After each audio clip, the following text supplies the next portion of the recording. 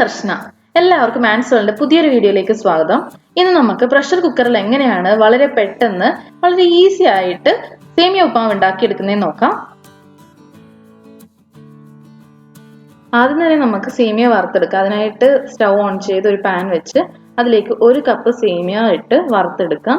നല്ല golden brown കളറായി വരുന്നത് വരെ മീഡിയം ഫ്ലെയിമിൽ വറുത്തെടുക്കുകയാണ്. ഇതുപോലെ ആകുമ്പോൾ നമുക്കിത് പാനിൽ നിന്ന് മാറ്റാം. ഇനി ഒരു പ്രഷർ കുക്കർ എടുക്കാം.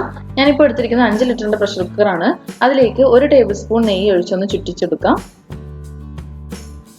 ചെറിയൊരു ഉള്ളി ഇതുപോലെ സ്ലൈസ് ചെയ്തിട്ട് ഇട്ട് കൊടുക്കാം. അതിലേക്ക് 1 ടീസ്പൂൺ ഇഞ്ചി ചെറുതായി അരിഞ്ഞ് ചതച്ചെടുത്തത്, 2 പച്ചമുളക് ഇതുപോലെ കീറിയത്, ചെറുതായി അരിഞ്ഞ ഒരു ക്യാരറ്റ്, ചെറുതായി അരിഞ്ഞൊരു ക്യാപ്സിക്കം,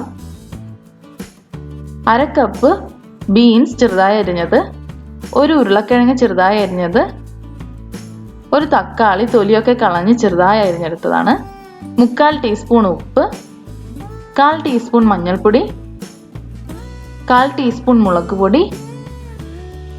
ഇനി ഇത് നന്നായിട്ടൊന്ന് മിക്സ് ചെയ്ത് ഇതിൻ്റെ ഉപ്പൊക്കെ ഒന്ന് നോക്കി ഇതൊന്ന് ലെവൽ ചെയ്തിടാം. ഇതുപോലെ ഒന്ന് സ്പൂൺ കൊണ്ട് ലെവൽ ചെയ്ത് കൊടുക്കാം. അതിൻ്റെ മുകളിലായിട്ട് നമ്മൾ നേരത്തെ റോസ്റ്റ് ചെയ്ത് വെച്ച സേമിയ ഇതിലേക്കൊന്ന് വിതറി കൊടുക്കാം. ഇതുപോലെ അതും ഒന്ന് ലെയർ ചെയ്ത് വെക്കണം. അതിലേക്ക് 1/4 ടീസ്പൂൺ ഉപ്പ് കൂടി ഒന്ന് വിതറി കൊടുത്ത് അതിലേക്ക് 1 കപ്പ് വെള്ളം ഇതുപോലെ സ്പ്രെഡ് ചെയ്തൊന്ന് ഒഴിച്ചു കൊടുക്കാം. എന്നിട്ട് ഇതൊന്നും കൂടി ഒരു സ്പൂൺ വെച്ചൊന്ന് ലെവൽ ചെയ്തെടുക്കാം.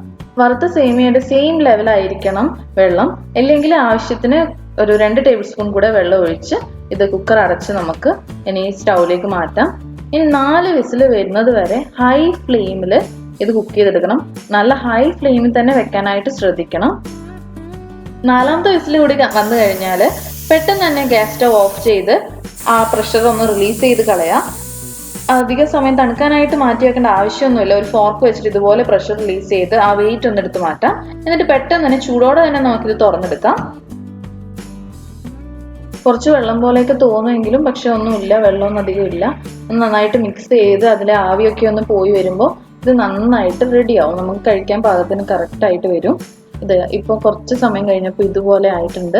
നമ്മുടെ നല്ല ഗ്രെയിനി ആയിട്ടുള്ള സേമിയ ഉപ്മാവ് ഇവിടെ റെഡി ആയിട്ടുണ്ട്. ഒട്ടും സ്റ്റിക്കി അല്ല, ഒന്നും സ്റ്റിക്ക് ആകുന്നില്ല, എല്ലാം ദൂരെ ദൂരെയാണുള്ളത്. ഇപ്പം ഞാനൊന്ന് കാണിച്ചു തരാം. ഇവ സേമിയ നന്നായിട്ട് വെന്തിട്ടുണ്ട്. അതുപോലെ തന്നെ ഇപ്പോൾ ഉരുളക്കിഴങ്ങ് നോക്കുവാണെങ്കിൽ ഉരുളക്കിഴങ്ങ് ഇതാ നന്നായിട്ട് വെന്തിട്ട് നല്ല സോഫ്റ്റ് ആയി വന്നിട്ടുണ്ട്. ഈ ഒരു റെസിപ്പി എല്ലാവർക്കും ഇഷ്ടപ്പെട്ടെങ്കിൽ ഡിന്നറിനോ അല്ലെങ്കിൽ ബ്രേക്ക്ഫാസ്റ്റിനോ ഇതൊന്ന് ട്രൈ ചെയ്ത് നോക്കണം.